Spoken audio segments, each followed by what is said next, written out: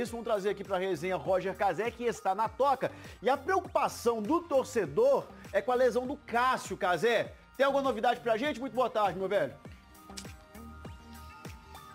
Fala, Marcelo, boa tarde para você, excelente tarde para todo mundo que está com a gente. Trago notícias de Cássio e são notícias de agora a pouco. O Cruzeiro divulgou que o goleiro está com um pequeno edema na coxa direita. E o que é edema? É um acúmulo de líquidos. Seria chance para Anderson? Não, porque estamos no meio da data FIFA e a previsão de retorno de Cássio já é para o início da próxima semana. Ontem ele preocupou os torcedores porque caiu no meio de um lance isolado no treinamento, deixou a movimentação antes do fim, estava no aguardo dos resultados desse exame. Não é nada muito grave, já deve voltar aos treinos. E se estiver tudo bem com ele, enfrenta o Bahia na próxima semana e também o Lanús pela Sul-Americana. Cássio, que recentemente completou 18 jogos pelo Cruzeiro, ultrapassando os 17 que ele fez no Corinthians nessa temporada. Marcelo. Muito obrigado pelas informações, Cazé. Ótima tarde para você. Liberado para almoço, você continua aqui para falar sobre outra preocupação. Matheus Henrique. Se ele não puder jogar para a temporada e os próximos jogos, quem que poderia substituir? Primeira coisa que eu lamento, a ausência do Matheus, Marcelo, porque ele vinha sendo dos reforços que estava se adaptando mais rápido. 3 gols depois da E chegada. aí tem que dar essa pausa, isso atrasa qualquer processo, perde fisicamente, perde entrosamento. O elenco tem algumas opções, mas nenhuma com a característica dele. O Wallace é a primeira que me vem à mente, mas aí muda a configuração dos volantes, né? O Matheus vem jogando um pouco mais recuado, com 3 meias por trás do Caio Jorge. Se o Wallace entrar, já são 2 volantes mais de pegada, menos passe. O Barreal já foi usado como meia, mas acho que o Diniz enxerga mais como um ponta. O Peralta tem ganhado espaço. Tá bem aberta essa posição do Matheus. O mais importante é que ele volte rápido, porque cada minuto fora do time atrasa um pouco mais essa chegada dele, essa adaptação. Na reta final de campeonato. É isso. Já tá de volta e é com o jogo da seleção. A amarelinha joga hoje 9 horas da noite, claro, ao vivaço com transmissão da Globo. O Brasil, que está em quinto nas eliminatórias, e o Dorival cheio de desfalques. São 5 cortados, destaque pro Arana, né, e pro Vini Júnior. Olha a escalação aqui, ó, destaque para Abner, lateral esquerdo, e o Igor Jesus, atacante do Botafogo. E a seleção do Dorival implorando por um voto de confiança do torcedor.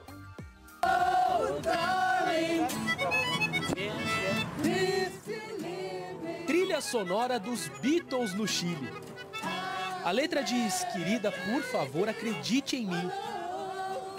Sugestivo para uma seleção que, assim como na letra da música, anda implorando por um voto de confiança. É bom? Não, é horrível. E não gostaria que fosse comigo. Porém, está acontecendo. A chegada da equipe, historicamente acostumada a ser o centro das atenções, dividiu holofotes na capital chilena. O britânico Paul McCartney, astro da música internacional, está hospedado no mesmo hotel da seleção brasileira em Santiago. O show do ex-Beatle é amanhã. Hoje, o grande evento é o jogo entre Brasil e Chile, num lugar em que o passado é valorizado. Um povo sem memória é um povo sem futuro. Lembrança dos tempos em que chilenos foram torturados no Estádio Nacional, na ditadura que começou em 1973 e terminou em 90. Para o Brasil, memórias leves. Foi onde a seleção levantou o bicampeonato do mundo na Copa de 62. E é onde os comandados de Dorival têm a próxima oportunidade de reagir. São 3 derrotas seguidas como visitantes nas eliminatórias. Nós temos que ter a consciência que nós precisamos nos recuperarmos, independente do adversário que esteja na nossa frente. A expectativa para hoje à noite é de casa cheia no Estádio Nacional, em um duelo de equipes que ainda não estão afinadas nessas eliminatórias. Nesse momento, o Brasil ocupa a 5ª colocação e vai ter pela frente a seleção chilena, os penúltimos colocados, que só venceram até agora uma partida no torneio. Passadas 8 rodadas, a pior campanha do Brasil na história das eliminatórias, com 3 vitórias, 1 empate e 4 derrotas. Continuar trabalhando aí para que possamos ter resultados positivos desses 2 jogos.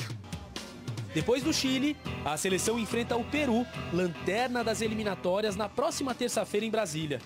2 exibições para mostrar se o desempenho do Brasil também vai lembrar os velhos tempos e merecer aplausos. Todo mundo torcendo pelo Brasil hoje, hein? Ó, o criança... B, Hugão, Ataque Celeste, como vai? Boa, Matheus! Que golaço, Alas! É disso que o Cruzeiro tá precisando. Parece que nesse começo de data FIFA, a turma tá calibrando o pé. Porque eu vou te falar, nas últimas partidas foi difícil, viu? Mas que tenha ficado no passado. Hora de consertar os erros. Tenho muita confiança no trabalho, nos jogadores do Cruzeiro. Acho que a gente tem um potencial muito grande de evolução. Agora é seguir em frente, trabalhar muito aí nessa data FIFA, pra gente, quando voltar a jogar diante do Bahia e nos jogos da Sul-Americana, a gente tá bem encorpado e corrigir aquilo que aconteceu de ruim nesses últimos 3 jogos. A equipe celeste vive a segunda pior sequência de resultados na Série A, com 4 partidas consecutivas sem vencer. Ao lado de Vasco e Bragantino, só perde para o Atlético Paranaense, com 9. Por isso a importância de resolver o problema ofensivo. Fazer o gol no treino é muito mais do que mostrar ao técnico que pode seguir no time titular. É ganhar confiança para voltar a vencer e, consequentemente, subir na tabela. Acredito que pelo pouco tempo que a gente teve, já teve coisas até um pouco que surpreende os jogadores pela vontade deles fazerem, a coragem para fazer. Tenho plena convicção de que as coisas vão, bola vai passar a entrar e a gente vai começar a vencer. O Cruzeiro tem só a 15ª melhor campanha do retorno do brasileiro.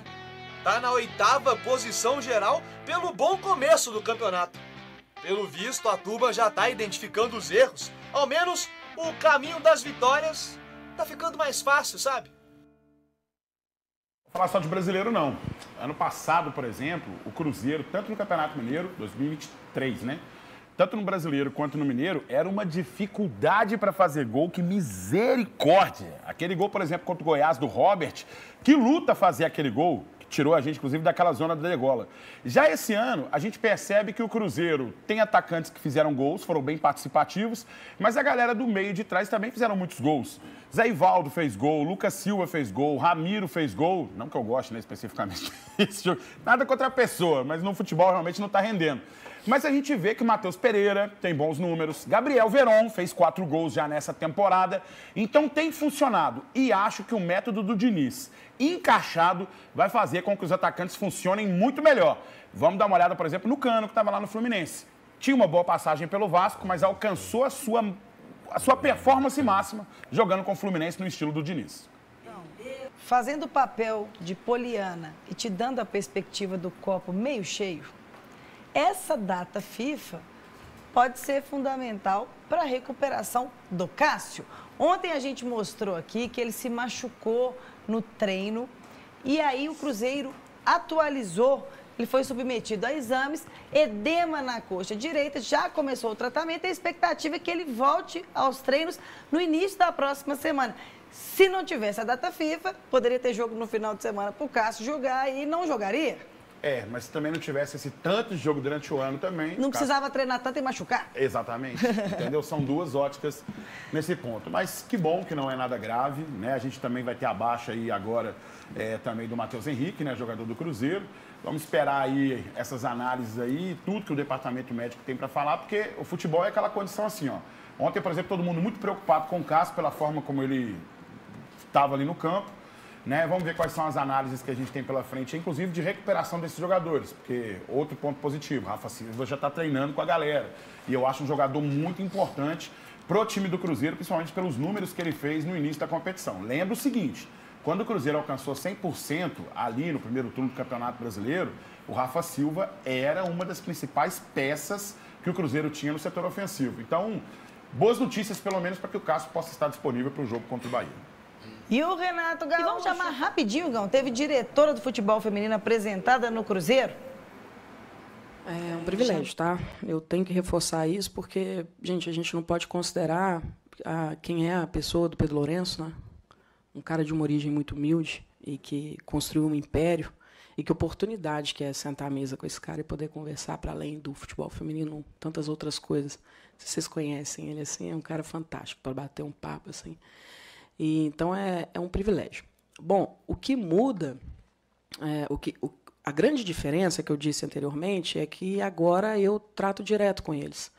E tem exatamente 8 dias que o Pedro Lourenço me chamou e falou assim, olha, eu quero que você agora tome conta. E eu já tive 3 grandes reuniões com ele. Então é um cara tá muito próximo.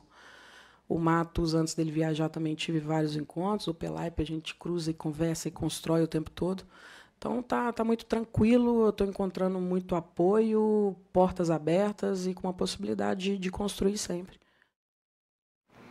A presença da Bárbara no futebol feminino me dá, pelo menos, uma tranquilidade de que o bom trabalho vai continuar sendo executado. Parabéns, Bárbara. Você merece, sabe que eu sou seu fã demais, né?